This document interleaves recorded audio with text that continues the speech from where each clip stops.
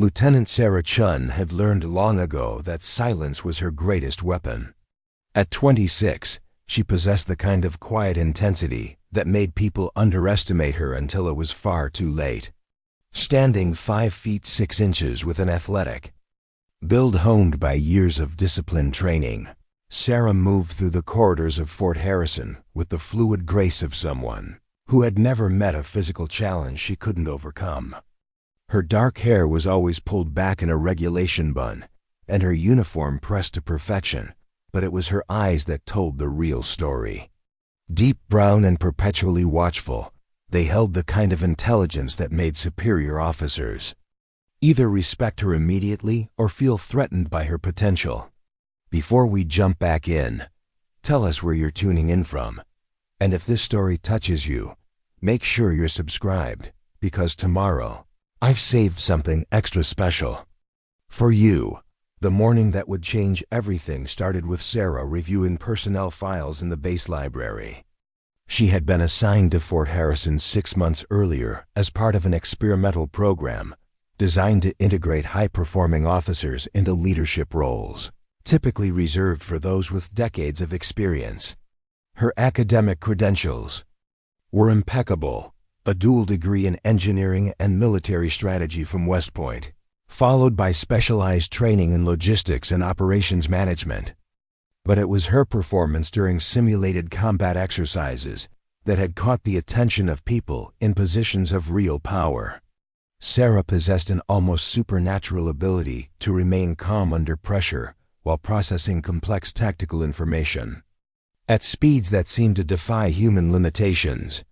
During her final evaluation at West Point, she had coordinated a defensive operation involving 300 personnel against a simulated enemy force twice their size.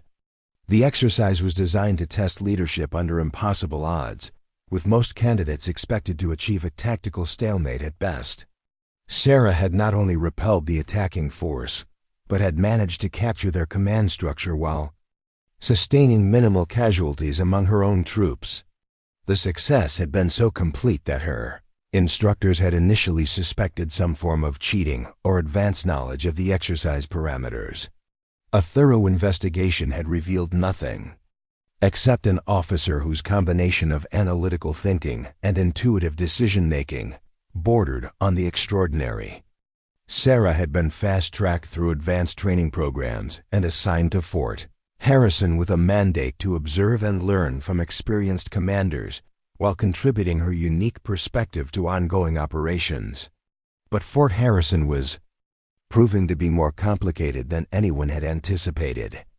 The base served as a training facility for special operations personnel, with a culture that valued tradition and hierarchy above innovation or fresh perspectives. Sarah's presence as a young female officer with an unconventional background had been met with varying degrees of skepticism, resentment, and outright hostility from certain members of the command structure. The most vocal opponent of Sarah's assignment was Colonel Marcus Brennan, a career officer with 28 years of service and deeply held beliefs about the proper place of women in military operations. Brennan commanded the Advanced Tactical Training Division, which meant that Sarah's duties inevitably brought her into contact with his programs and personnel. From her first day at Fort Harrison, Brennan had made it clear that he viewed her presence as an unwelcome experiment that would ultimately prove the folly of promoting officers based on academic achievement rather than battlefield experience. Brennan was the imposing figure who carried himself with the swagger of someone accustomed to unquestioned authority. At 52, he maintained the physical conditioning of a man half his age, with broad shoulders and a commanding presence that could fill a room. His gray hair was cut in a precise military style, and his uniform always displayed the ribbons and decorations earned during multiple combat deployments in various international conflicts. He spoke with the gravelly voice of a man who had spent years shouting orders over the noise of battle, and his pale blue eyes seemed to constantly evaluate everyone around him for signs of weakness or inadequacy. The antagonism between Sarah and Brennan had begun during her first week at Fort Harrison, when she had been assigned to observe his training operations and provide feedback on potential improvements to operational efficiency. The assignment had been presented as a learning opportunity for Sarah, but Brennan had immediately recognized it as an implicit critique of his methods by higher-ranking officers, who questioned whether traditional approaches were adequate for modern challenges. Sarah had approached the assignment with characteristic thoroughness, spending long hours observing training exercises, reviewing performance data, and interviewing personnel about their experiences. Her initial report had been carefully diplomatic, acknowledging the strengths of existing programs, while suggesting modest improvements that could enhance effectiveness without disrupting established procedures. She had focused on logistical efficiencies and technological upgrades that could reduce training time while improving outcomes. Brennan had responded to her suggestions with barely concealed contempt, dismissing her recommendations as the naive theorizing of someone who had never faced real combat. During a staff meeting attended by senior officers from across the base, he had publicly questioned whether someone with Sarah's limited field experience was qualified to evaluate programs designed by veterans with decades of practical knowledge.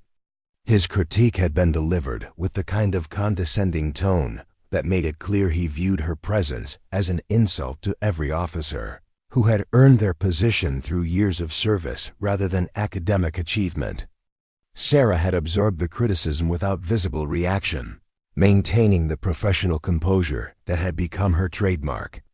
But those who knew her well would have recognized the slight tightening around her eyes that indicated her patience was being tested. She had learned early in her military career that emotional responses to professional challenges were often interpreted as signs of weakness, particularly for female officers who were already viewed with skepticism by certain segments of the military establishment. The conflict between Sarah and Brennan had escalated gradually over the following months as their professional responsibilities continued to intersect. Brennan seemed to take particular pleasure in undermining her authority in subtle ways that were difficult to address through formal channels. He would schedule training exercises during times when Sarah was supposed to observe them, then claim that operational requirements had made last-minute changes necessary. He would exclude her from planning meetings that she was supposed to attend, then express surprise when she was not present to provide input on decisions that affected her areas of responsibility. Most troubling of all, Brennan had begun to influence other officers and enlisted personnel to view Sarah with suspicion. He would make casual comments about the challenges of integrating officers who lacked practical experience into established programs. He would question the wisdom of promoting individuals based on potential rather than proven performance under actual combat conditions. His criticisms were always phrased in general terms that avoided direct personal attacks, but the implications were unmistakable to anyone who understood military culture and politics. Sarah found herself increasingly isolated as other personnel began to distance themselves from someone who had become a lightning rod for controversy. Officers who had initially been willing to work with her started to limit their interactions to formal requirements. Enlisted personnel who had once been respectful became merely correct in their behavior toward her. She began to feel like an outsider in an organization where she had hoped to make meaningful contributions to important work. Preparing and narrating this story took us a lot of time, so if you are enjoying it, subscribe to our channel. It means a lot to us. Now back to the story. The situation reached a critical point during a major training exercise designed to test the readiness of special operations candidates for deployment to overseas assignments. Sarah had been assigned to coordinate logistical support for the exercise, a role that required close collaboration with Brennan's training division. The exercise involved complex scenarios that simulated real-world conditions, with multiple phases designed to evaluate different aspects of candidate performance under stress. Sarah had spent weeks preparing for the exercise, coordinating with supply specialists, transportation units, and communications personnel to ensure that every aspect of the logistical support would function flawlessly. She had developed detailed contingency plans for various scenarios and had established backup systems for critical supply lines. Her preparation had been thorough to the point of obsession, reflecting her determination to prove that she could handle complex responsibilities despite the doubts that certain people harbored about her capabilities. The exercise began at dawn on a Monday morning with the deployment of 200 special operations candidates to a remote training area that simulated a hostile environment. Sarah coordinated the movement of personnel, equipment, and supplies from a command post that had been established at the edge of the training area. Everything proceeded according to plan for the first 48 hours, with Sarah's logistical systems supporting the exercise requirements while maintaining the flexibility to adapt to changing tactical situations. But on the third day of the exercise, Brennan implemented changes to the training scenarios that had not been communicated to Sarah's support teams. Without warning, he relocated primary training activities to a different sector of the exercise area and accelerated the timeline for certain phases of the evaluation.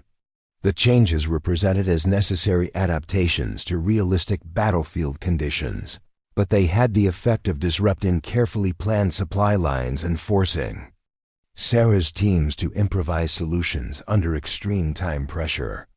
Sarah recognized immediately that the changes were not driven by legitimate training requirements, but were designed to create logistical failures that would reflect poorly on her performance.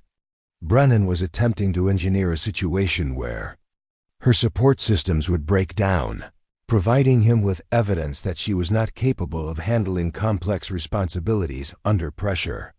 The realization that she was being deliberately sabotaged by a superior officer filled her with a cold fury that she struggled to contain. Rather than protest the changes through formal channels, which would have taken time she did not have, Sarah chose to meet Brennan's challenge head-on. She rapidly reorganized her supply operations, redeployed her support teams, and established new communication protocols that could accommodate the accelerated timeline. Her response required her to work 18-hour days while coordinating dozens of moving parts that had to function in perfect synchronization. The effort was exhausting, but Sarah's systems adapted to Brennan's changes without missing a beat. Supply lines that should have collapsed under the pressure continued to function efficiently. Communication networks that should have been overwhelmed by the increased demands maintained clear channels between all units. Transportation resources that should have been stretched beyond capacity continued to move personnel and equipment according to revised schedules. By the end of the exercise, Sarah's logistical support had not only met every requirement, but had exceeded performance standards despite the deliberate obstacles that had been placed in her path. The special operations candidates completed their evaluation with higher success rates than previous exercises, largely because the support systems had functioned so effectively that they could focus entirely on their tactical challenges rather than worrying about equipment failures or supply shortages. The success should have been a vindication of Sarah's capabilities and a concrete demonstration that she could handle complex responsibilities under adverse conditions. Instead, Brennan chose to interpret her performance as evidence that the exercise had not been sufficiently challenging to provide meaningful evaluation of candidate readiness. During the post-exercise debriefing, he suggested that logistical support had been too effective, creating artificial conditions that did not adequately simulate the resource constraints that personnel would face in actual combat situations. Sarah listened to Brennan's critique with growing disbelief, as he essentially argued that her competence was a problem that needed to be addressed in future exercises. He recommended that logistical support be deliberately degraded in subsequent training scenarios to create more realistic conditions for candidate evaluation. The suggestion was so transparently motivated by personal animosity rather than legitimate training concerns that several other officers in the meeting exchanged uncomfortable glances. But what truly tested Sarah's patience was Brennan's final comment during the debriefing session. Looking directly at her with barely concealed contempt, he observed that some officers seemed more concerned with demonstrating their own capabilities than with creating appropriate challenges for the personnel they were supposed to be supporting. The implication that she had prioritized personal success over the training objectives of the exercise was not only false, but represented a complete inversion of what had actually occurred. Sarah had sacrificed sleep, comfort, and personal time to ensure that the exercise succeeded, despite Brennan's attempts to create failures. She had worked around obstacles that he had deliberately created while maintaining her professional composure and avoiding any behavior that could be construed as insubordination. She had absorbed criticism and skepticism from other personnel, while focusing entirely on accomplishing her assigned mission. And now she was being accused of selfishness by the very person who had tried to sabotage her efforts. The accusation was particularly galling because it struck at the core of Sarah's professional identity and personal values. She had joined the military because she genuinely believed in the importance of service to something larger than herself. She had worked harder than almost anyone else to develop the skills and knowledge necessary to make meaningful contributions to military operations. She had endured skepticism and hostility from people like Brennan because she believed that proving herself would ultimately benefit the organization she served. To be accused of selfishness by someone whose own behavior had been motivated entirely by petty personal animosity was almost more than Sarah could bear. She felt something cold and dangerous stirring in her chest as she looked across the conference table at Brennan's smug expression. For a moment, she imagined herself standing up and telling him exactly what she thought of his leadership, his integrity, and his pathetic need to undermine a junior officer to make himself feel important. But Sarah had learned long ago that emotional reactions in professional settings were luxuries she could not afford. Instead, she simply nodded acknowledgement of Brennan's comments and made a note to include his recommendations in her formal report on the exercise. She maintained perfect military bearing as the meeting concluded and other officers filed out of the conference room, discussing various aspects of the exercise and its implications for future training programs. As Sarah gathered her materials and prepared to leave, she found herself alone in the conference room with Brennan, who seemed to be taking particular pleasure in her obvious discomfort. He lingered over his own paperwork, occasionally glancing in her direction with the satisfied expression of someone who believed he had scored a decisive victory in their ongoing conflict. "Lieutenant Chen," Brennan said finally, his voice carrying the tone of someone offering helpful advice to a confused subordinate. "I hope you understand that my comments today were intended to help you develop a better understanding of how military operations actually function. There's a difference between theoretical knowledge and practical experience that can only be learned through time and exposure to real challenges." Sarah looked up from her materials, studying Brennan's face for any sign that he might be genuinely attempting to offer constructive guidance rather than simply continuing his campaign of professional harassment.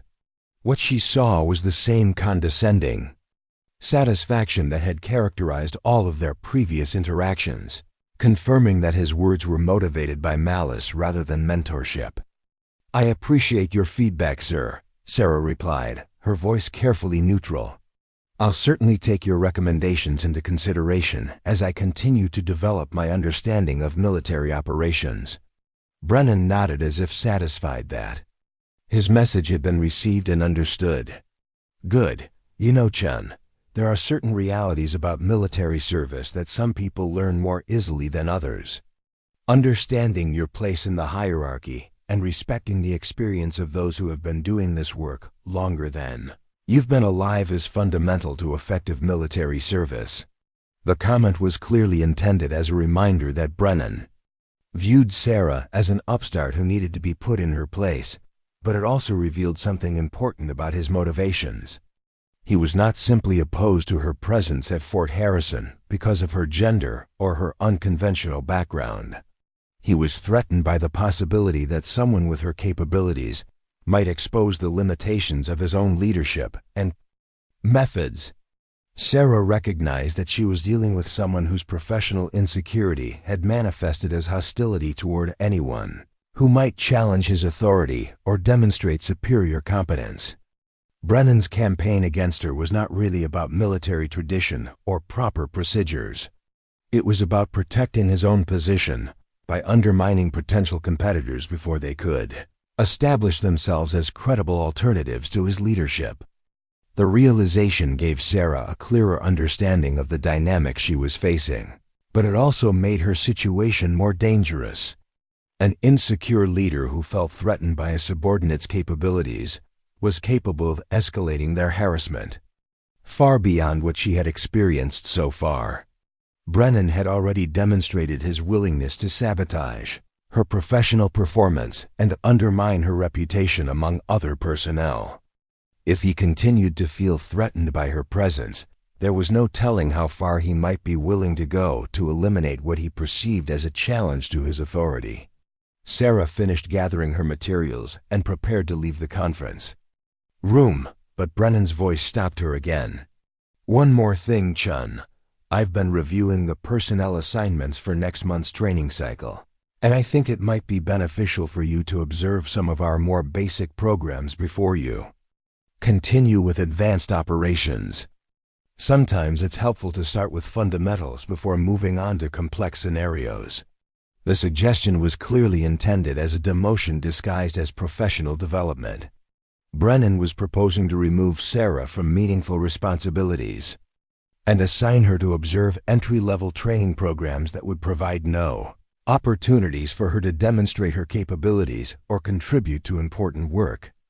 It was a transparent attempt to marginalize her within the organization while maintaining the pretense that the decision was motivated by legitimate training concerns.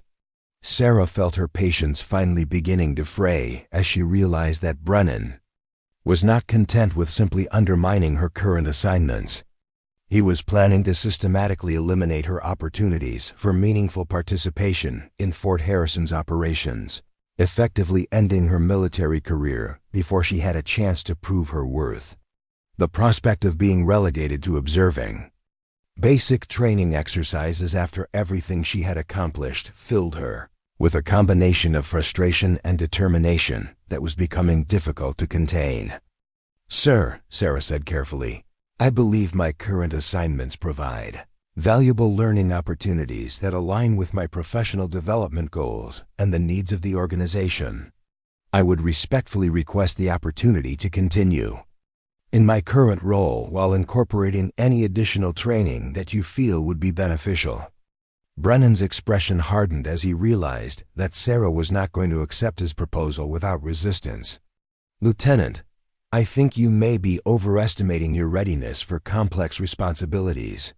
Your performance during this exercise raised some concerns about your ability to balance personal achievement with mission requirements. A period of observation and reflection might help you develop a better understanding of what military service actually requires." The accusation was so transparently false that Sarah felt something snap inside her chest. She had just spent a week working around obstacles that Brennan had deliberately created while ensuring that a major training exercise succeeded beyond all expectations.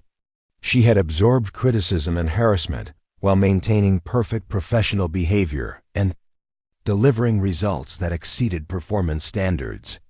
And now she was being told that her dedication to mission success was somehow evidence of selfishness and poor judgment.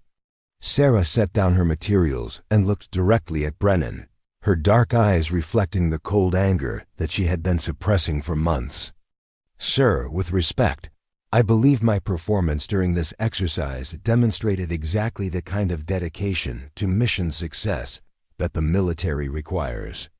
I worked around unexpected challenges to ensure that training objectives were met while maintaining the highest standards of logistical support. I'm not sure how that performance could be interpreted as evidence of personal rather than professional priorities." Brennan's face flushed red as he realized that Sarah was directly challenging his characterization of her performance. "Lieutenant, I think you need to be very careful about your tone when addressing a superior officer. Your inability to accept constructive criticism is exactly the kind of attitude problem that I've been concerned about." Sarah felt her self-control slipping as she recognized that Brennan was now threatening her for refusing to accept false accusations and professional sabotage without protest. The reasonable part of her mind warned that she was approaching a line that could not be crossed without serious consequences for her career. But the larger part of her consciousness was filled with months of accumulated frustration at being treated with disrespect by someone whose own behavior had been petty, unprofessional, and motivated by obvious personal insecurity. "Sir," Sarah said, her voice carrying an edge that she made no attempt to disguise, "I welcome constructive criticism when it's based on accurate assessment of my performance and motivated by genuine concern for improvement. But I'm having difficulty understanding how my successful completion of complex logistical responsibilities under adverse conditions constitutes evidence of attitude problems or inadequate dedication to mission success." The conference room fell silent as both officers stared at each other across a divide that had suddenly become unbridgeable. Sarah had essentially accused Brennan of providing criticism that was neither constructive nor accurate, while Brennan realized that his authority was being directly challenged by a subordinate who had decided that diplomatic acquiescence was no longer acceptable. What happened next would depend entirely on how far each of them was willing to push a confrontation that had been building for months and had finally reached a point where neither could back down without losing something essential to their sense of professional identity and personal integrity. The silence stretched between them like a taut wire ready to snap. Sarah could hear the ventilation system humming overhead and the distant sounds of personnel moving through the corridors outside. But inside the conference room, the tension had become suffocating. Brennan's face had deepened from red to purple, and his hands were clenched so tightly that his knuckles had turned white against the dark wood of the conference table. "Lieutenant Chen," Brennan said, his voice dropping to a dangerous whisper, "you have just crossed a line that very few junior officers are foolish enough to approach, let alone step over. I am ordering you to apologize for your insubordinate remarks and accept the reassignment I have graciously offered you." Sarah felt a strange calm settle over her as she realized that her moment of decision had finally arrived. She could apologize, accept the demotion disguised as professional development, and spend the remainder of her assignment at Fort Harrison observing basic training exercises while Brennan systematically destroyed her reputation and career prospects. Or she could stand her ground and face whatever consequences came from refusing to submit to harassment that had gone far beyond the bounds of acceptable professional behavior. "Sir," Sarah replied, her voice steady despite the adrenaline coursing through her system, "I cannot apologize for accurately describing my performance during this exercise, nor can I accept a reassignment that appears to be punitive rather than developmental in nature. I believe any objective review of my work would confirm that I have consistently exceeded performance standards, despite operating under conditions that were deliberately designed to create failure." Brennan stood up so abruptly that his chair rolled backward and struck the wall with a sharp crack. "You arrogant little bitch," he snarled, abandoning any pretense of professional conduct. "You think because you did well in some classroom exercises that you know anything about real military service? You think your fancy degrees and academic achievements mean anything when bullets start flying and people start dying?" Sarah remained seated, but every muscle in her body had tensed in response to Brennan's sudden movement and the naked hostility in his voice. She had faced dangerous situations before, but never from someone who was supposed to be on the same side. The realization that Brennan's animosity had evolved into something approaching genuine hatred sent a chill down her spine even as her training kicked in, and she began automatically cataloging potential threats and escape routes. Sir, I think we should perhaps continue this conversation at another time when we can both approach these issues with the professionalism they deserve, Sarah said, starting to rise from her chair with movements that were deliberately slow and non-threatening. Sit down, Brennan barked, pointing at her chair with a trembling finger. I am not finished with you yet, Lieutenant. You wanted to challenge my authority? You wanted to question my assessment of your performance? Well, let me give you some feedback that might help you understand exactly where you stand in this organization. Sarah remained standing, but she did not move toward the door. Something in Brennan's demeanor suggested that the situation was spiraling beyond a simple disciplinary confrontation into territory where her physical safety might be at risk. She had heard rumors about Brennan's temper from other personnel, but she had assumed they were exaggerated stories shared by people who resented his demanding leadership style.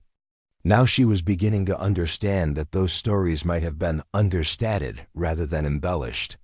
You are a diversity hire, Brennan continued, his voice rising with each word. You are here because some politicians decided that the military needed to look more inclusive, not because you have any real qualifications for the work we do here. Your presence in this program is an insult to every officer who earned their position through blood, sweat, and actual sacrifice rather than academic performance and social engineering. The accusation struck Sarah like a physical blow, not because it contained any truth, but because it revealed the depth of Brennan's prejudice and his complete inability to evaluate her actual qualifications objectively. She had worked harder than most of her peers throughout her military career, had excelled in every training program she had entered, and had consistently demonstrated capabilities that exceeded those of officers with far more experience. To be dismissed as a political statement rather than recognized as a qualified professional was perhaps the most insulting thing anyone had ever said to her. Colonel Brennan, Sarah said, her voice carrying a warning that would have been recognizable to anyone who knew her well, I suggest you reconsider the direction this conversation is taking. My qualifications for this assignment are a matter of record, and they are based entirely on demonstrated performance rather than political considerations. Brennan laughed, a harsh sound that contained no humor whatsoever. Demonstrated performance? You mean like your little logistics show during the exercise? You think impressing some paper pushers with your organizational skills makes you qualified to evaluate training programs designed by combat veterans? You think being able to move supplies around efficiently gives you the right to question the methods that have kept American soldiers alive for decades? Sarah felt her self-control slipping as she realized that Brennan was determined to reduce everything she had accomplished to meaningless busy work that any competent administrator could have handled. He was deliberately minimizing her contributions, while inflating the importance of his own experience in an attempt to establish a hierarchy that placed him permanently above her, regardless of their relative capabilities or performance. Sir, my qualifications extend far beyond logistical coordination, Sarah replied, her voice beginning to carry an edge that she was no longer attempting to disguise. My academic record, training performance, and leadership evaluations all demonstrate capabilities that are directly relevant to the responsibilities I have been assigned here. I have consistently exceeded expectations in every program I have entered, and my contributions to this exercise were recognized by multiple senior officers as exceptional. Academic record. Brennan sneered, moving around the conference table in a way that brought him closer to Sarah's position. Let me tell you something about academic records, Lieutenant. They don't mean shit when you're trying to keep your people alive in some godforsaken hellhole where the enemy doesn't care about your test scores or your perfect attendance in advanced strategic planning seminars. Sarah noticed that Brennan had positioned himself between her and the door, whether intentionally or not. The realization that her exit route was blocked sent her tactical awareness into high alert as she calculated alternative options and prepared for the possibility that this confrontation might escalate beyond verbal harassment into something requiring physical response. I have been shot at by people who wanted to kill me, Brennan continued, his voice taking on the tone of someone sharing a profound truth with an ignorant student. I have held dying soldiers in my arms while calling for medical evacuation that might not arrive in time. I have made decisions that resulted in young men and women going home in flag-draped coffins because there were no good choices available, only degrees of terrible ones.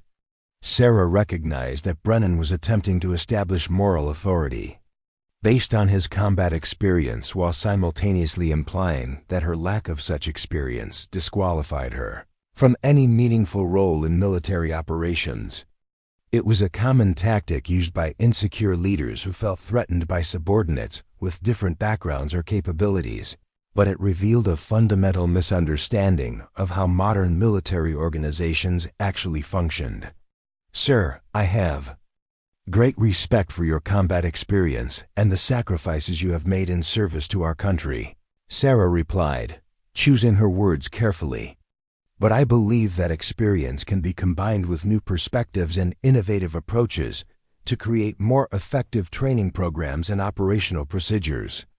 My role here is not to replace the wisdom gained through practical experience, but to contribute analytical capabilities that might enhance existing methods. Brennan's face contorted with rage as he realized that Sarah was refusing to be intimidated by his recitation of combat credentials. Enhance existing methods? You arrogant little girl. You think you can waltz in here with your theories and your computer models and improve on systems that have been tested under actual combat conditions? You think your safe little academic world prepared you to understand what we deal with in the real military? The condescending reference to her as a little girl finally pushed Sarah beyond the limits of her patience. She had endured months of professional harassment, personal attacks, and systematic attempts to undermine her career while maintaining perfect military bearing and focusing on mission accomplishment. She had absorbed criticism that was transparently motivated by prejudice rather than legitimate performance concerns, while continuing to exceed every standard that had been set for her. But being dismissed as a child by someone whose own behavior had been petty, unprofessional, and motivated by obvious insecurity was more than she could tolerate while maintaining the facade of respectful subordination that military hierarchy demanded. Colonel, Sarah said, her voice dropping to a level of quiet intensity that would have warned anyone familiar with combat psychology that they were approaching dangerous territory. I am a commissioned officer in the United States Army with qualifications that were earned through demonstrated excellence in every program I have completed. I am not a girl. I am not your student. And I am not someone who can be intimidated into accepting professional harassment disguised as leadership development. Brennan stepped closer, bringing himself within arm's reach of Sarah's position. You want to know what you are, Lieutenant? You are an experiment that is about to fail spectacularly.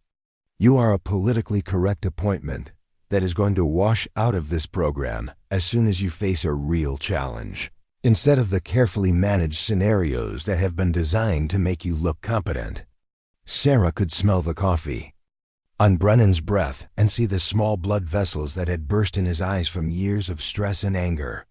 The proximity was clearly intended to intimidate her, but it also placed him within range of defensive techniques that her training had made automatic responses to perceived threats. You think you're tough because you can organize supply chains and coordinate transportation schedules, Brennan continued, his voice dropping to a menacing whisper. But you have no idea what real pressure looks like.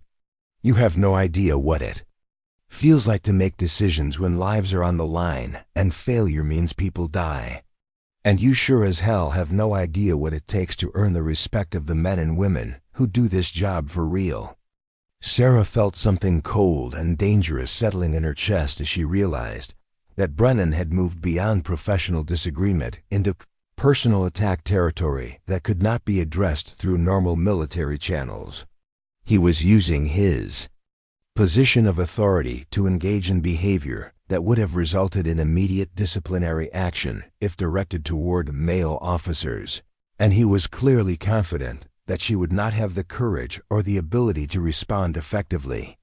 "Sir," Sarah said, her voice carrying a warning that anyone with combat experience should have recognized, "I think this conversation has gone far enough.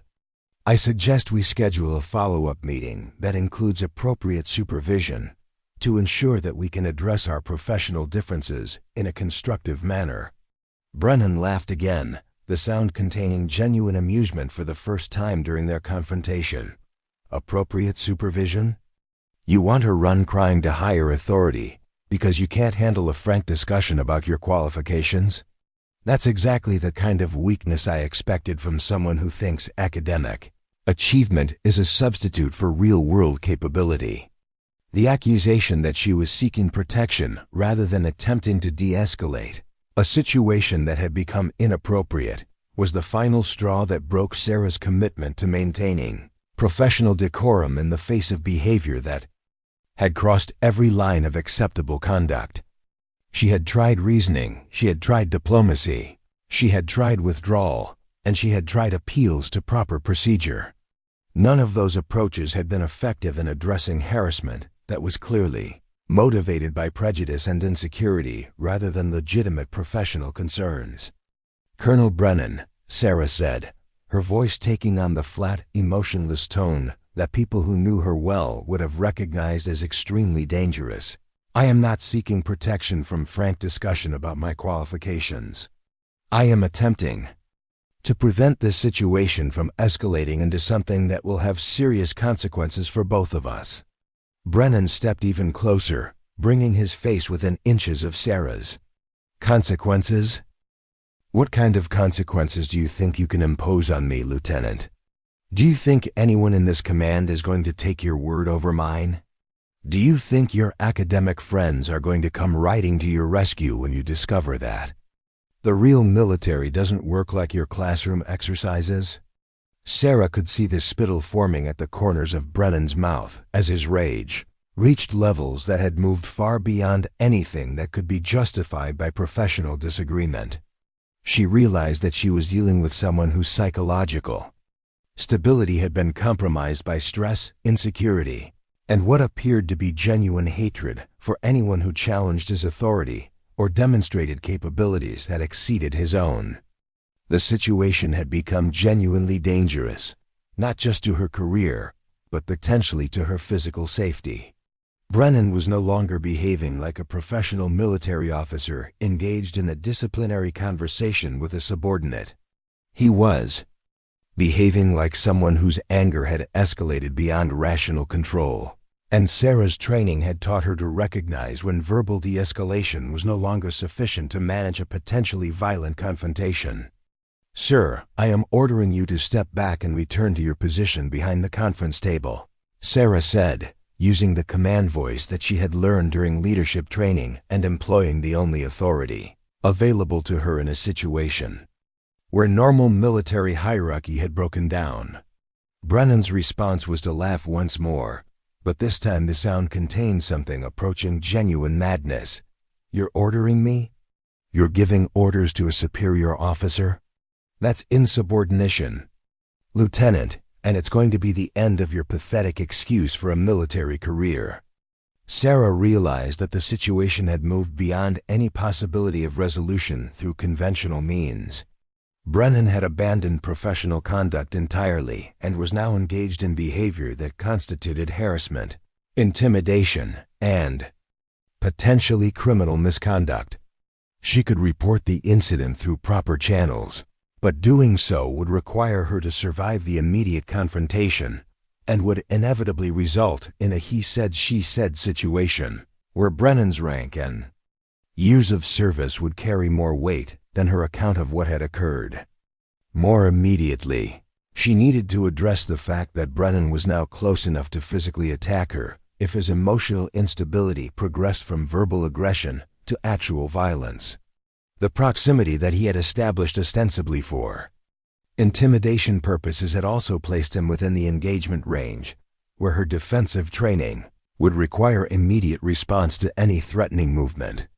"Colonel," Sarah said, her voice now carrying the kind of controlled calm that people trained in violence recognition would have identified as a final warning. "You need to return to your position behind the conference table immediately. This conversation has exceeded the bounds of acceptable professional conduct, and continuing on this path will have consequences that neither of us wants to face." Instead of stepping back, Brennan leaned forward until his face was inches from Sarah's, his breath hot against her skin. "The only consequences here are the ones you're going to face when I finish destroying your career, you arrogant little bitch. You came into my command thinking you could show us how things should be done, but you're about to learn what happens to people who don't know their place." Sarah felt her training taking over as her conscious mind stepped back and allowed her body to respond to a threat that had escalated beyond the point where rational conversation could resolve the situation. Months of harassment, weeks of professional sabotage, and now minutes of personal attack had pushed her beyond the limits of patience that she had maintained, despite provocation that would have broken most people long before reaching this point. But more than that, she recognized that Brennan's behavior had crossed from inappropriate to potentially dangerous. The combination of his emotional instability, his obvious contempt for her as both a woman and a junior officer, and his willingness to use his position of authority to engage in harassment suggested someone whose psychological state had deteriorated to the point where physical violence was a realistic possibility. Sarah had been trained to recognize and respond to threats, and every indicator she had learned to watch for was now present in Brennan's behavior and demeanor. His invasion of her personal space, his escalating aggression, his abandonment of professional constraints, and his obvious belief that he could act without consequences had created a situation where defensive action was not only justified, but potentially necessary for her safety. The moment that would define the rest of both their careers was approaching with the inevitability of a freight train, and Sarah realized that she had exhausted every option for avoiding a confrontation that would change everything about her. Relationship with Fort Harrison, her position in the military, and her understanding of what it meant to stand up for herself when institutional protections had failed to address behavior that should never have been tolerated. What happened next unfolded with a precision that would have impressed Sarah's instructors at West Point, though none of them could have predicted the circumstances under which she would apply their teachings. Brennan's final mistake was reaching out to grab Sarah's shoulder, ostensibly to emphasize his point, but actually crossing the line from verbal intimidation to physical aggression. The moment his fingers made contact with her uniform, Sarah's body responded with movements that had been drilled into her muscle memory through countless hours of combat training. Sarah's left hand came up in a smooth arc, intercepting Brennan's wrist and redirecting his momentum while her right hand moved to his elbow. The technique was designed to neutralize an aggressive grab while maintaining control of the attacker's arm, and Sarah executed it with a fluidity that spoke of extensive practice under stress conditions. Brennan found himself suddenly off balance, his intended intimidating gesture transformed into a vulnerability that placed him at Sarah's mercy. But Sarah's response went far beyond simple defensive measures. In the split second that Brennan's aggressive movement gave her legal and moral justification for physical response, months of accumulated frustration and professional anger found their outlet. Instead of simply breaking free from his grab, Sarah pivoted on her left foot while maintaining control of Brennan's arm, using his own momentum to pull him forward and down while she moved behind him. The movement brought Sarah to Brennan's back with his right arm extended and controlled, placing him in a position where his superior size and strength became irrelevant. Before Brennan could process what was happening, Sarah's left arm snaked around his neck while her right hand maintained pressure on his captured arm. The chokehold she applied was textbook perfect, cutting off blood flow to Brennan's brain while avoiding damage to his windpipe that could cause permanent injury.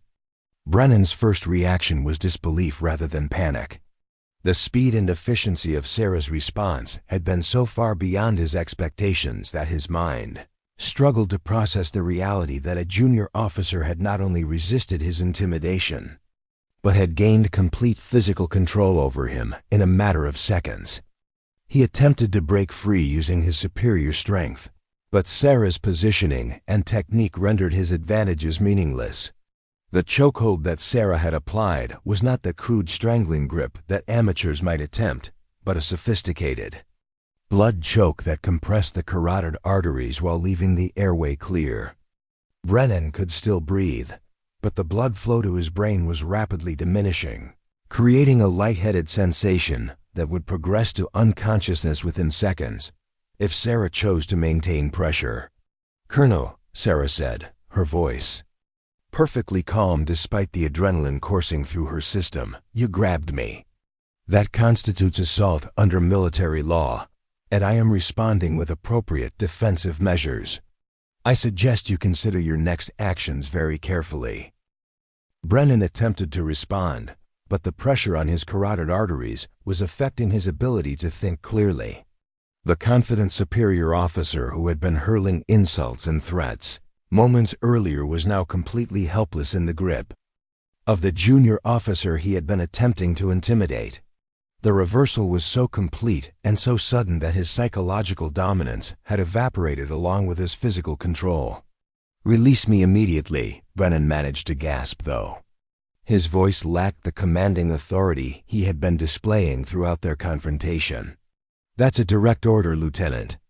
Sarah adjusted her grip slightly, increasing the pressure just enough to remind Brennan that his ability to give orders was entirely dependent on her willingness to allow him to remain conscious. "Sir, you initiated physical contact without my consent after engaging in verbal harassment that violated multiple regulations regarding professional conduct.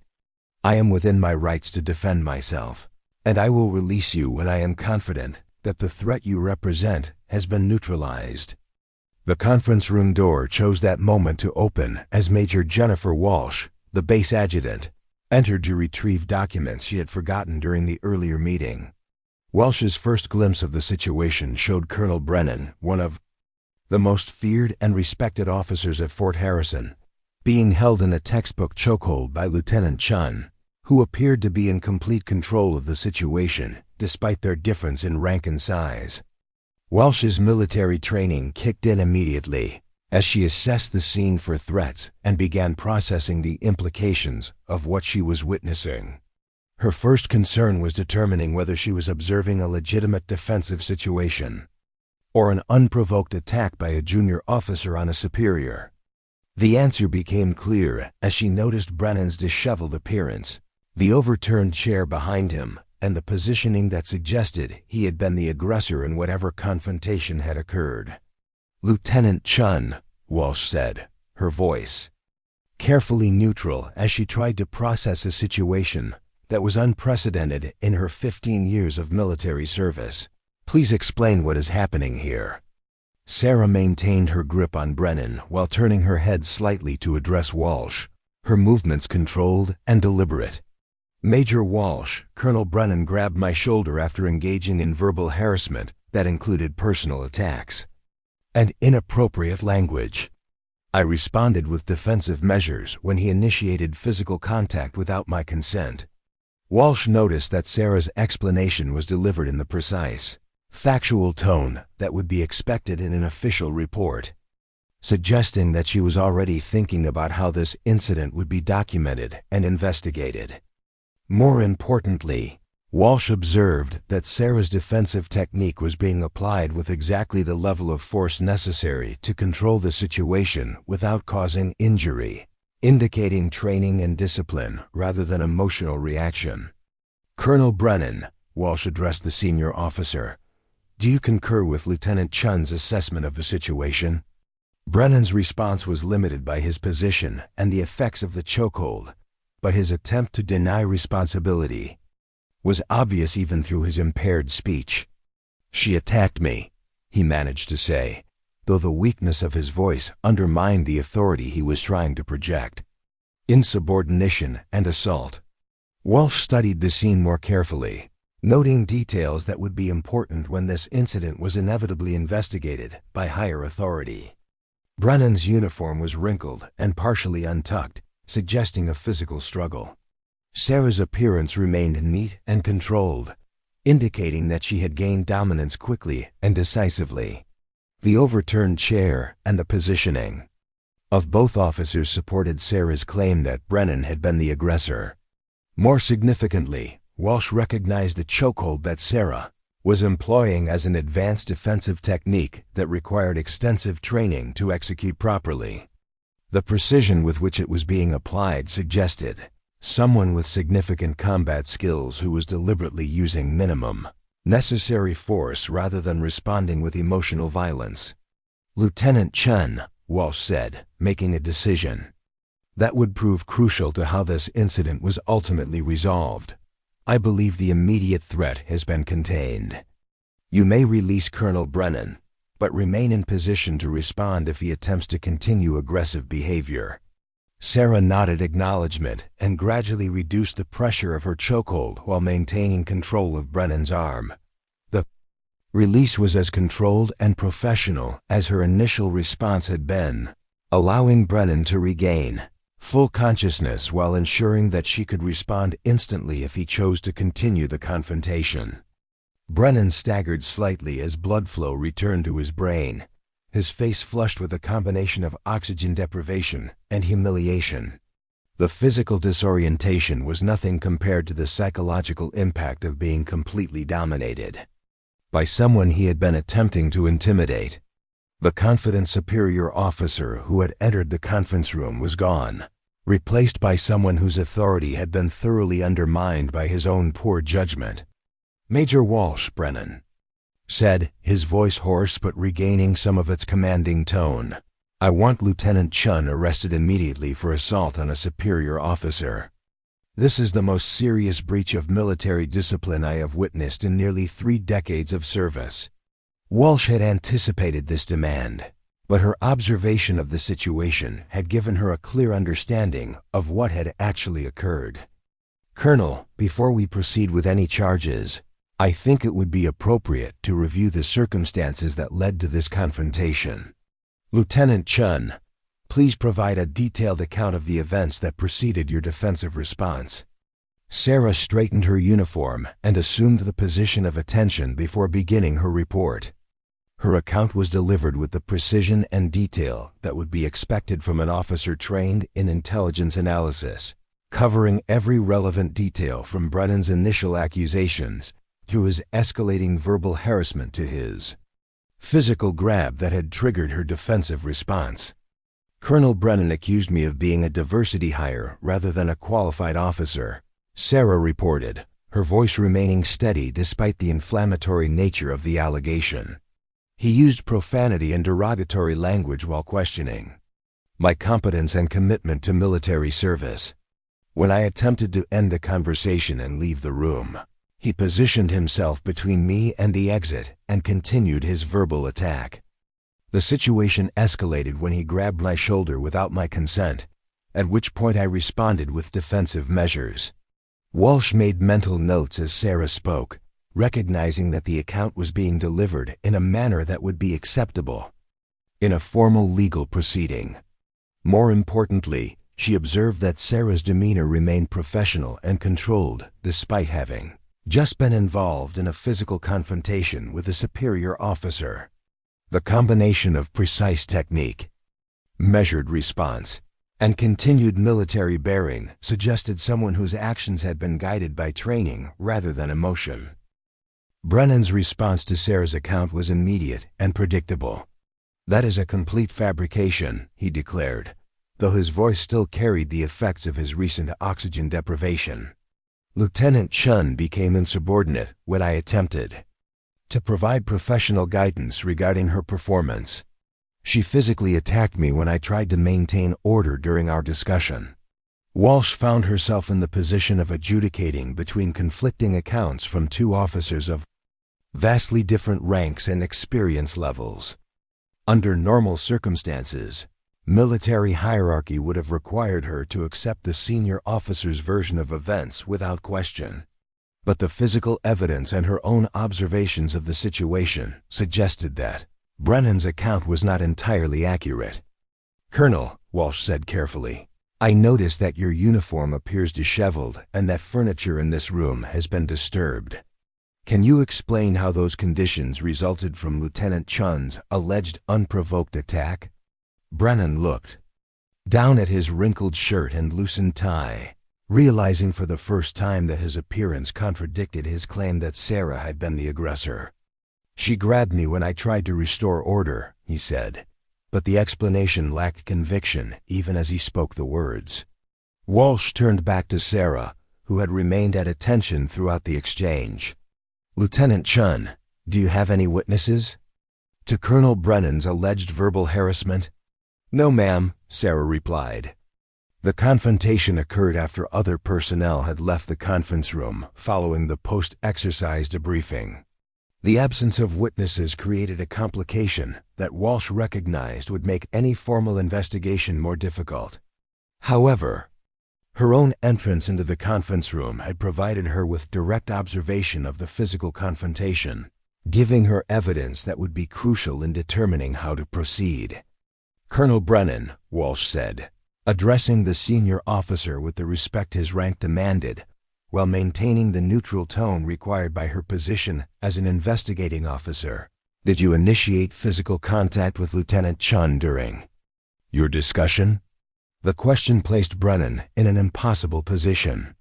Admitting that he had grabbed Sarah would validate her claim of self-defense, but denying it would contradict the physical evidence and potentially expose him to charges of making false statements.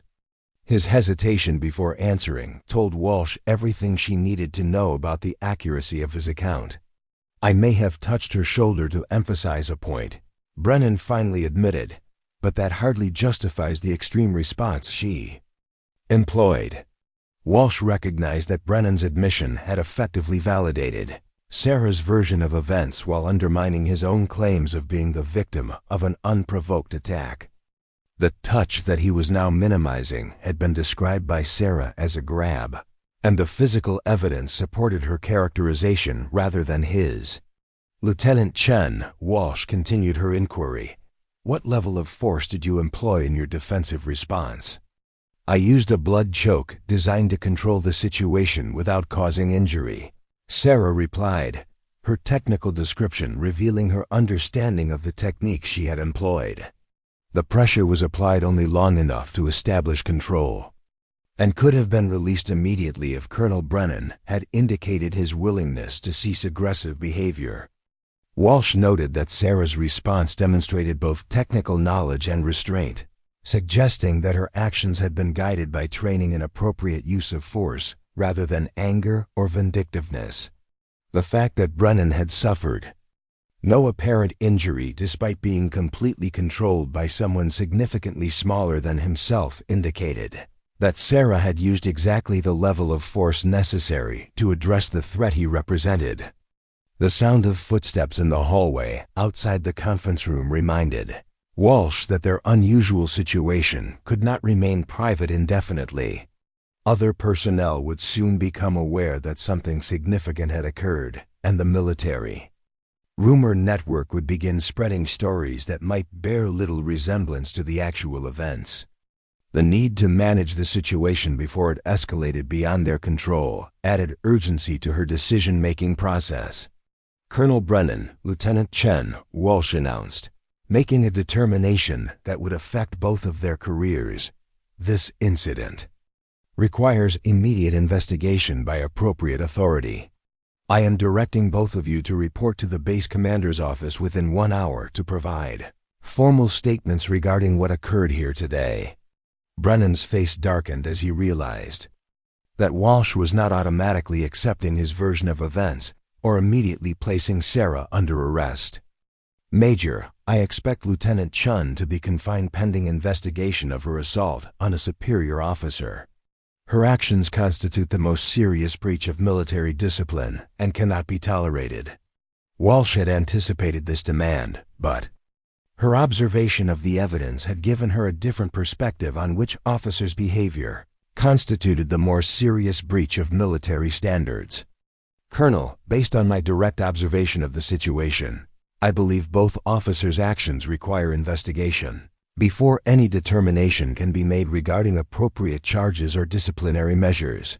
The diplomatic language could not disguise the fact that Walsh was placing Brennan's conduct under the same level of scrutiny as Sarah's, effectively treating them as equal participants in a mutual confrontation rather than accepting his characterization of himself as an innocent victim. The implication that his behavior might warrant disciplinary action sent a flush of anger across Brennan's face that he struggled to control.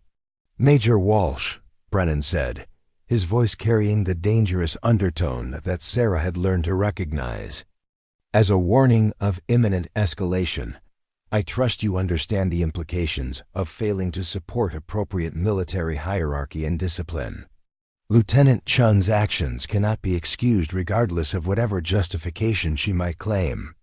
Walsh recognized the implicit threat in Brennan's words, but her own military experience had taught her that succumbing to intimidation from superior officers was more dangerous to her career than making decisions based on evidence and proper procedure. "Colonel, I understand my responsibilities regarding military discipline, and they include ensuring that all personnel are treated fairly regardless of rank when allegations of misconduct are involved."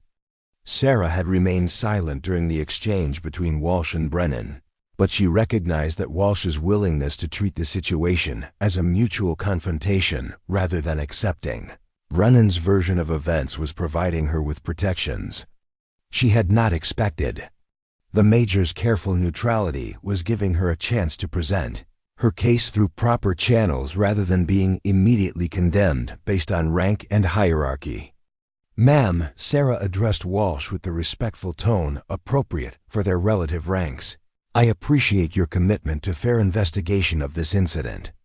I am prepared to provide a complete and accurate account of everything that occurred, and I welcome any scrutiny of my actions."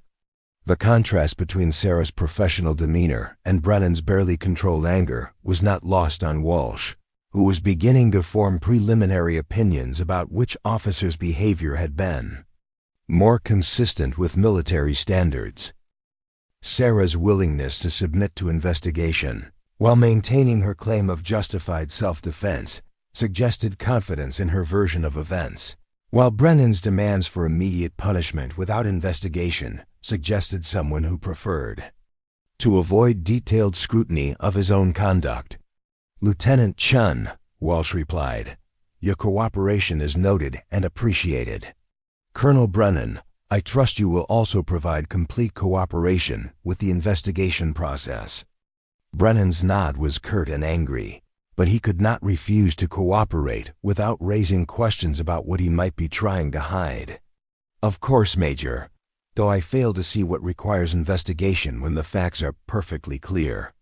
Walsh's response was diplomatically neutral but professionally firm. "Colonel, military regulations require thorough investigation of any incident involving physical confrontation between personnel, regardless of the apparent clarity of the circumstances. I'm confident that proper procedure will ensure that all relevant facts are documented and that appropriate action is taken based on evidence rather than assumptions." The conference room fell silent as all three officers processed the implications of what would happen next. Sarah understood that she was facing potential court-martial charges that could end her military career and result in imprisonment if the investigation concluded that her actions constituted assault rather than self-defense. Brennan realized that his own conduct would be scrutinized in ways that might expose behavior he had assumed would never be questioned due to his rank and experience. Walsh faced the challenge of managing an investigation that would inevitably attract attention from higher headquarters and might affect her own career depending on how fairly and competently she handled the complex issues involved.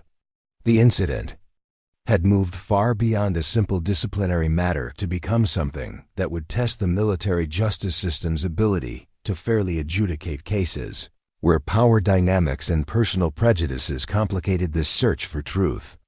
Both of you will refrain from discussing this incident with anyone other than investigating officers or legal counsel," Walsh directed, establishing the parameters that would govern their behavior pending resolution of the case. Any attempt to influence potential witnesses or shape public perception of events will be viewed as obstruction of justice and will result in additional charges. Sarah nodded understanding, recognizing that Walsh was attempting to prevent the situation from being tried in the court of public opinion before facts could be established through proper investigation. Brennan's acknowledgement was less enthusiastic, but he could not object to standard procedures without appearing to have something to hide.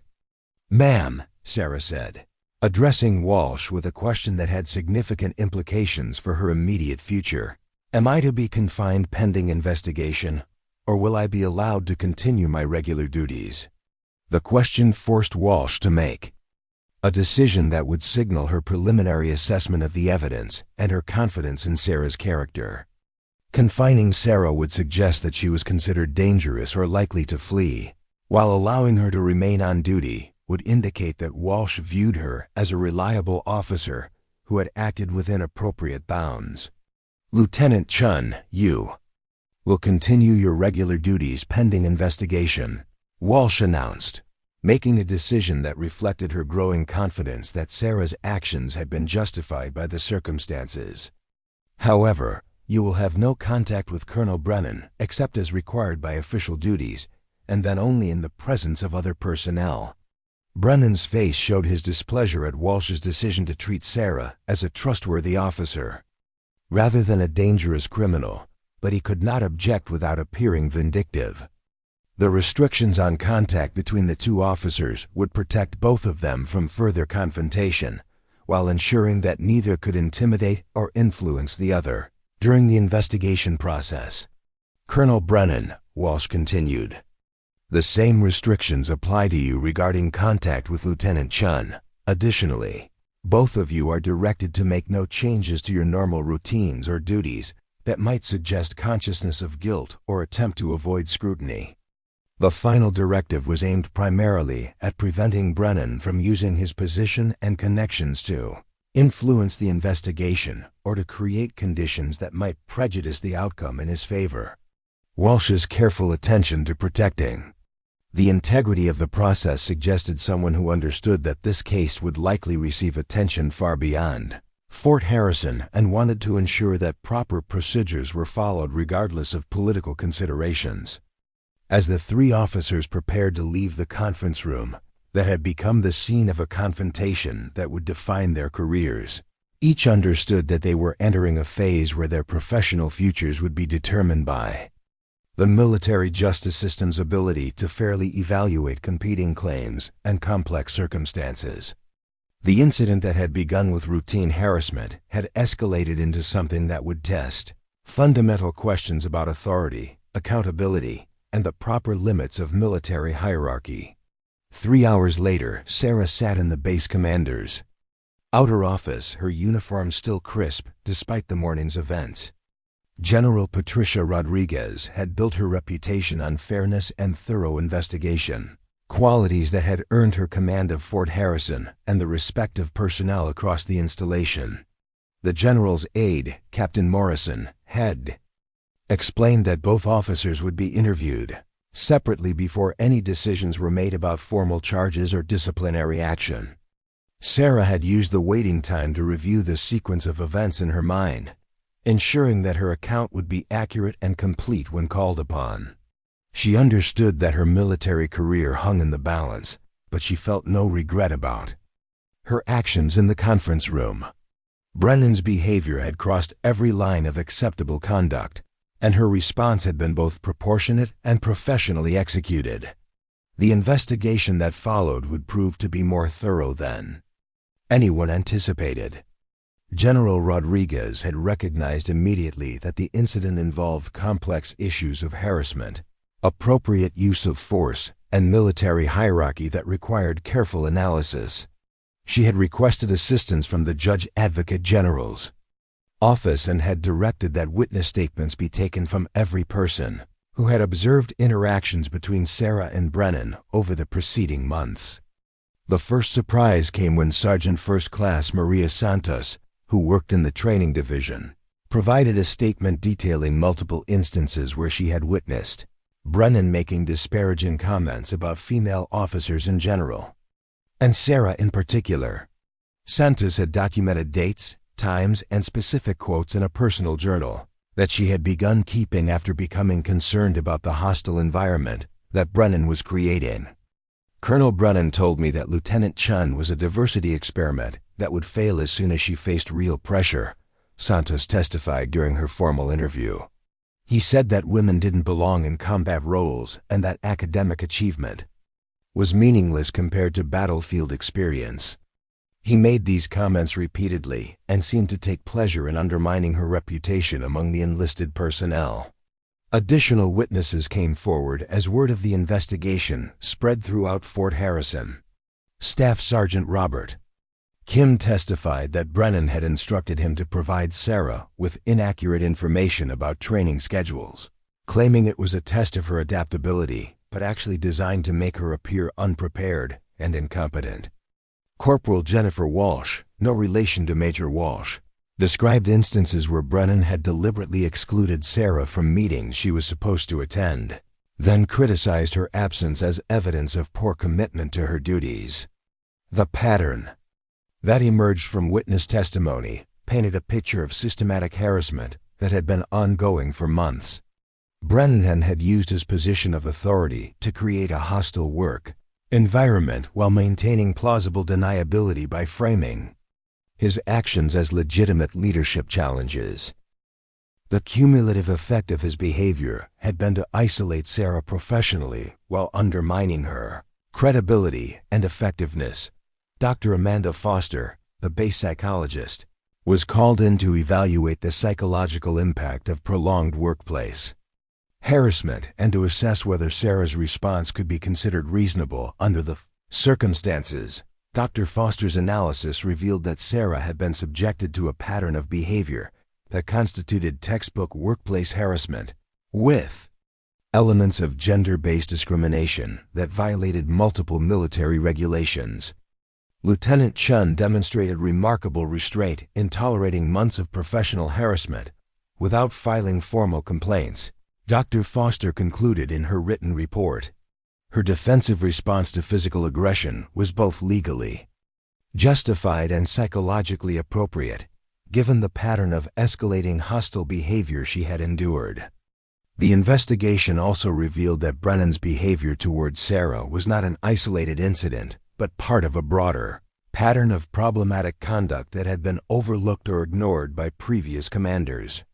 Personnel records showed that he had received informal counseling for inappropriate comments about female personnel on multiple occasions, but these incidents had never been formally documented or addressed through disciplinary action.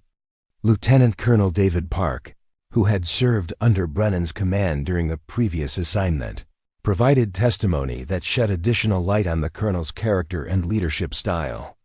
Park described instances where Brennan had used his authority to intimidate subordinates who questioned his decisions or demonstrated capabilities that he viewed as threatening to his own position. Colonel Brennan has a pattern of identifying perceived threats to his authority and systematically working to eliminate them, Park testified. He's particularly hostile toward officers who demonstrate exceptional competence in areas where he feels insecure about his own abilities. His treatment of Lieutenant Chen appears consistent with behavior I observed during our previous assignment together. The most damaging testimony came from Major Patricia White, who had worked directly with Brennan during his previous command assignment.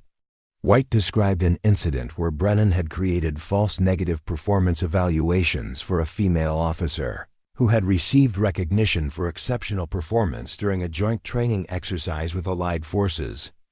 Colonel Brennan told me privately that he couldn't allow female officers to receive recognition that exceeded that of their male counterparts because it would undermine unit cohesion, White testified. He said that women needed to understand their place in the military hierarchy and that exceptional performance by female personnel created unrealistic expectations that would ultimately hurt the organization.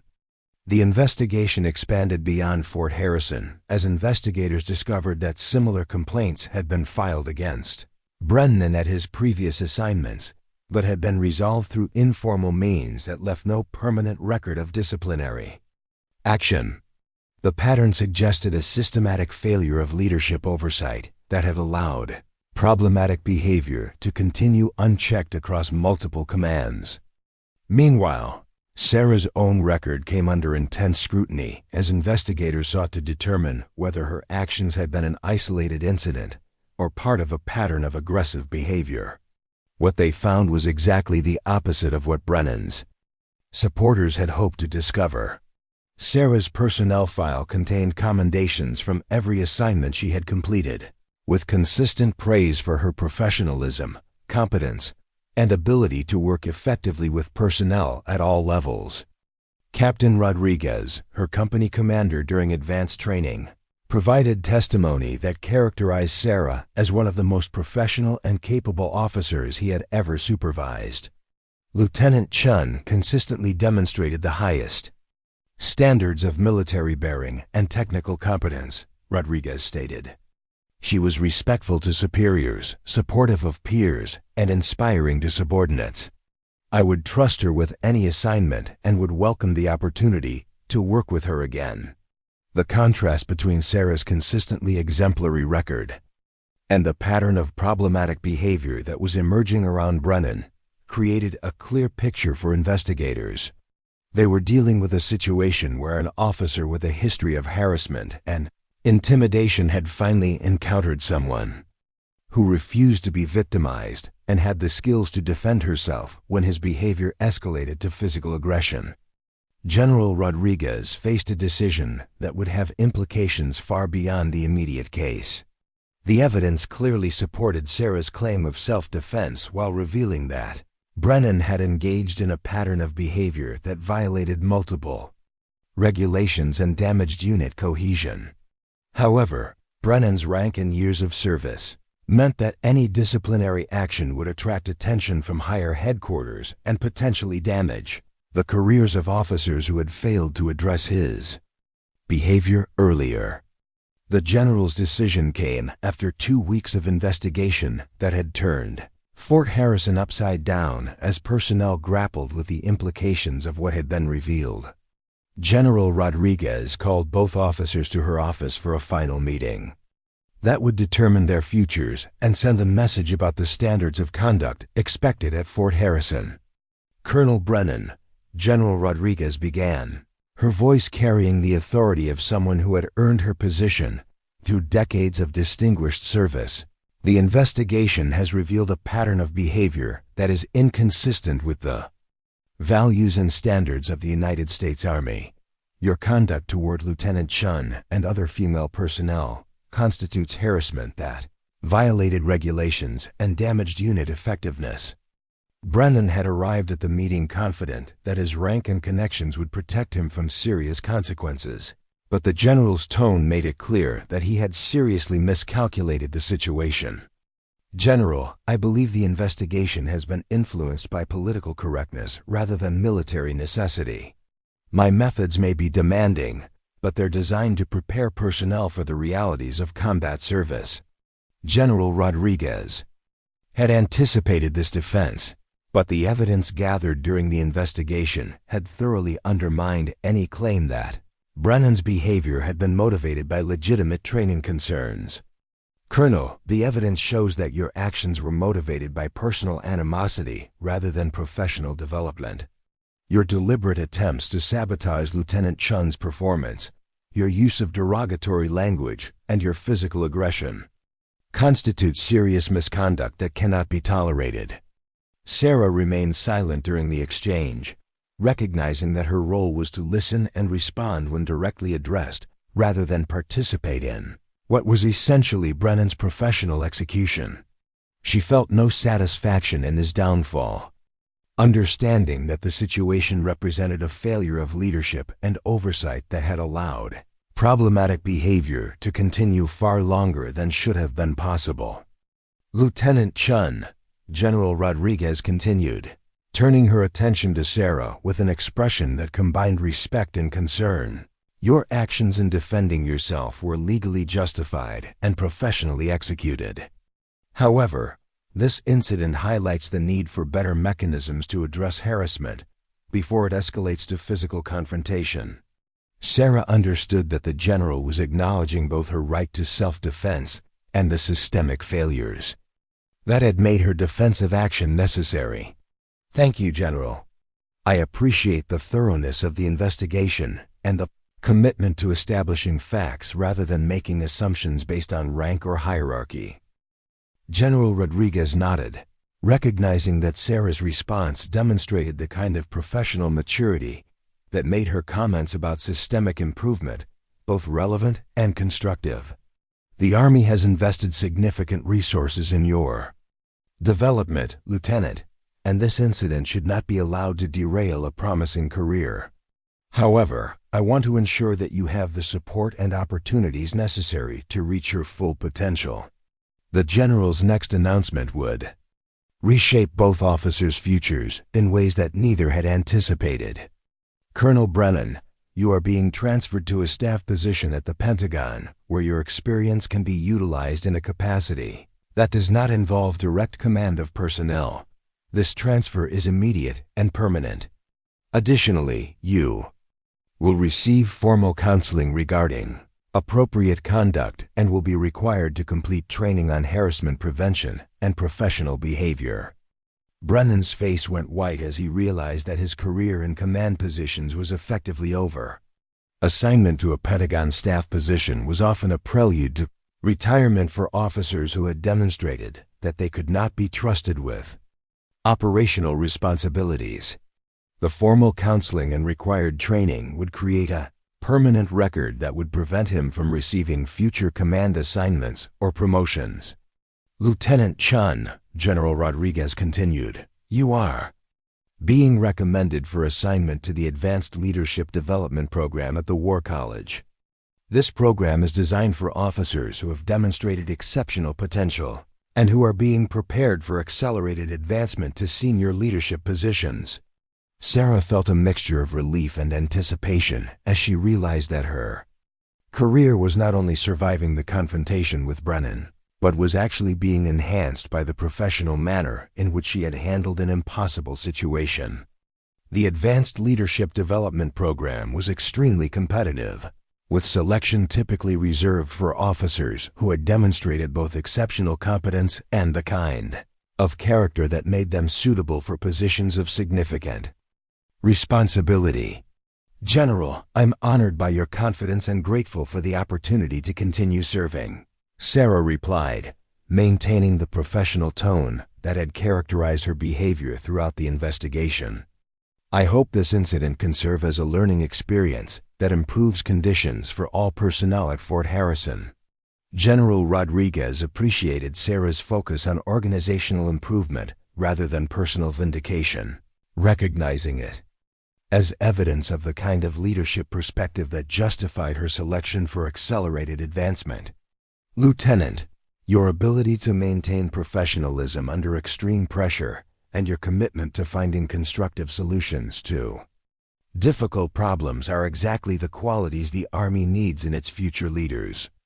The meeting concluded with administrative details about the transfers and a directive that the lessons learned from the investigation would be incorporated into Fort Harrison's training programs on professional conduct and harassment prevention.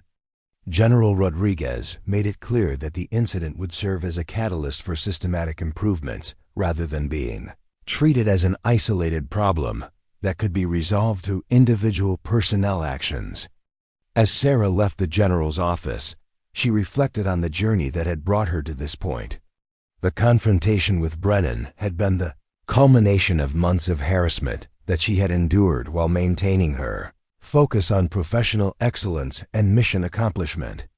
Her decision to defend herself when his behavior escalated to physical aggression had been vindicated by a thorough investigation that revealed the systemic nature of the problems she had faced. The assignment to the Advanced Leadership Development program represented validation that her approach to handling difficult situations had demonstrated the kind of character and competence that the Army valued in its future leaders. More importantly, the changes that General Rodriguez was implementing at Fort Harrison would create a better environment for all personnel and prevent other officers from facing the kind of harassment that Sarah had endured. Sarah's story spread throughout the Army as an example of how professional competence, personal integrity, and appropriate use of force could overcome even the most challenging situations involving abuse of authority and workplace harassment. Her name became associated with the principle that rank and experience did not provide immunity from accountability for misconduct, and that junior officers had both the right and the responsibility to defend themselves when institutional protections failed. The chokehold that had ended Brennan's harassment campaign became a symbol of the moment when patience had been exhausted and action had become necessary. Sarah had demonstrated that sometimes the most professional response to unprofessional behavior was decisive action that established clear boundaries while maintaining complete adherence to legal and ethical standards. Her legacy at Fort Harrison was not just the confrontation that had ended one officer's campaign of harassment, but the systematic changes that ensured such behavior would not be tolerated in the future. The investigation had revealed gaps in oversight and reporting mechanisms that were subsequently addressed through new policies and training programs that protected all personnel while maintaining appropriate military hierarchy and discipline. Sarah's transition to the War College marked the beginning of a career trajectory that would eventually see her reach senior leadership positions where she could implement the lessons learned from her experience at Fort Harrison. Her understanding of how abuse of authority damaged unit effectiveness and individual careers made her a strong advocate for policies that protected personnel while maintaining the high standards of conduct that military service required. The incident that had tested her patience beyond all reasonable limits had ultimately demonstrated that sometimes the most important battles were fought not against foreign enemies, but against the failures of leadership and character that threatened the institution from within. Sarah's response had shown that defending oneself and one's principles was not incompatible with military service, but was actually essential to maintaining the standards that made military service meaningful and honorable. 5 years later, Colonel Sarah Chen stood before a classroom of junior officers at the War College, teaching a course on leadership under pressure. The morning sun streamed through tall windows as she prepared to share lessons that couldn't be found in any textbook but had been earned through experience that had tested every principle she held dear. Leadership isn't just about giving orders or following protocol, Sarah began, her voice carrying the quiet authority that had made her one of the youngest colonels in recent Army history. Sometimes it's about knowing when to stand your ground, even when the consequences seem overwhelming. Among her students sat Lieutenant Amanda Torres, a promising young officer whose own challenges with a difficult superior had brought her to Sarah's attention. Torres had requested a private meeting after class, and Sarah suspected she knew what the conversation would entail. The transformation in Sarah's career had been remarkable by any measure. The Advanced Leadership Development Program had accelerated her progression through the ranks while providing opportunities to implement the lessons learned from her experience at Fort Harrison. She had commanded a logistics battalion in overseas operations, served as an aide to senior generals, and completed advanced studies in organizational psychology and military law. But it was her reputation for handling difficult situations with both firmness and fairness that had truly defined her career trajectory. Word had spread throughout the Army about the young lieutenant who had defended herself against harassment while maintaining perfect professionalism, and that reputation had opened doors to assignments where such qualities were desperately needed. Her work on harassment prevention policies had become a model for military installations worldwide. The protocol she had developed ensured that junior personnel had multiple avenues for reporting inappropriate behavior while protecting them from retaliation. More importantly, her systems created accountability mechanisms that prevented problematic behavior from being ignored or minimized by commanders who preferred to avoid difficult conversations. The most important lesson I learned, Sarah continued, her lecture, is that patience is a virtue, but it's not unlimited.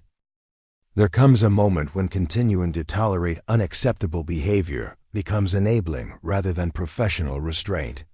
After class, Lieutenant Torres approached with the nervous energy of someone preparing to discuss a situation that was affecting both her performance and her well-being. Sarah recognized the signs immediately, having seen them in her own mirror years earlier. "Colonel Chen," Torres began hesitantly, "I was hoping to get your advice about a situation I'm facing with my commanding officer. His behavior has been increasingly inappropriate, and I'm not sure how to address it without damaging my career." Sarah listened as Torres described a pattern of harassment that was disturbingly familiar. Comments about women's suitability for military service, deliberate exclusion from important meetings, impossible assignments designed to create failure, and increasingly personal attacks on her competence and character. The details were different, but the underlying dynamics were identical to what Sarah had experienced at Fort Harrison. "Lieutenant," Sarah said when Torres finished her account, "you have options that didn't exist when I faced similar challenges. The reporting mechanisms are stronger now, and the Army has made it clear that such behavior will not be tolerated. But you also need to understand that reporting harassment requires courage and preparation." Sarah spent the next hour walking Torres through the process of documenting inappropriate behavior, identifying potential witnesses, and understanding the resources available to support her case. More importantly, she helped Torres understand that seeking help was not a sign of weakness, but a demonstration of the kind of leadership that the Army needed. "The goal isn't revenge," Sarah explained. "It's accountability. When we allow inappropriate behavior to continue unchallenged, we're not just failing ourselves. We're failing every person who will face similar treatment in the future." 6 months later, Sarah received a letter from Torres describing the successful resolution of her situation. The harassment had been stopped through proper channels. The offending officer had received appropriate disciplinary action, and Torres was thriving in a new assignment where her capabilities were recognized and valued. The letter reminded Sarah of why she had chosen to remain in the Army, despite offers from private sector organizations that would have provided greater financial rewards. The military had given her the opportunity to serve something larger than herself, and her experience had positioned her to make that service meaningful for others who face similar challenges. Sarah's office walls displayed commendations from various assignments, but the items that meant the most to her were the letters from junior officers who had found the courage to stand up for themselves after learning from her example. Each letter represented someone who had refused to accept harassment as the price of military service and had instead demanded the respect that their service deserved. The impact of her confrontation with Brennan had extended far beyond their individual careers. The investigation had revealed systematic problems that existed throughout the military, and the solutions that had been implemented at Fort Harrison had become the foundation for Army-wide policy changes. Sarah's name had become associated with the principle that rank did not provide immunity from accountability, and that all personnel deserved to be treated with dignity, regardless of their position in the hierarchy. Brennan's career had ended exactly as General Rodriguez had predicted.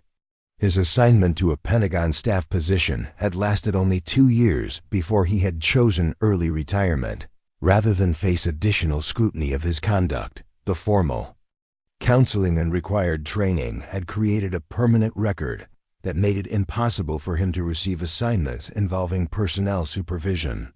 The last Sarah had heard, Brennan was working as a consultant for defense contractors, where his technical knowledge could be utilized, without placing him in positions where he could harm the careers of junior personnel. It was a fitting end for someone whose insecurity and prejudice had damaged the military's mission and the lives of the people who served it. Sarah's own journey had proven that standing up to harassment and abuse of authority was not only possible, but could actually enhance rather than damage a military career. Her reputation for integrity and competence had opened opportunities that might never have been available to someone who had chosen the safer path of silent endurance. As she prepared for her next assignment as a brigade commander, Sarah reflected on the lessons that her experience had taught her about leadership, courage, and the importance of defending principles, even when the personal cost seemed overwhelming. The moment in that conference room when she had finally reached the limits of her patience had been terrifying, but it had also been liberating. The chokehold that had ended Brennan's harassment campaign had lasted only seconds, but its effects had rippled through her entire career and had influenced policy changes that would protect future generations of military personnel. Sometimes the most important battles were fought not on distant battlefields, but in conference rooms and offices where the character of institutions was tested and defined. Sarah had learned that true strength was not about the ability to endure unlimited abuse, but about the wisdom to know when endurance became enabling and when action became necessary. Her story had become part of military culture, a reminder that patience was a virtue, but that virtues had limits, and that sometimes the most professional response was decisive action that established clear boundaries while maintaining complete adherence to legal and ethical standards. The young lieutenant who had walked into Fort Harrison 5 years earlier had been transformed by her experience into a leader who understood that defending oneself and defending others were not separate responsibilities, but were actually the same obligation viewed from different perspectives. Her legacy would be measured not just by her own success, but by the number of people who found the courage to demand the respect that their service deserved. Up next, you've got 2 more standout stories right on your screen. If this one hit the mark, you won't want to pass these up. Just click and check them out.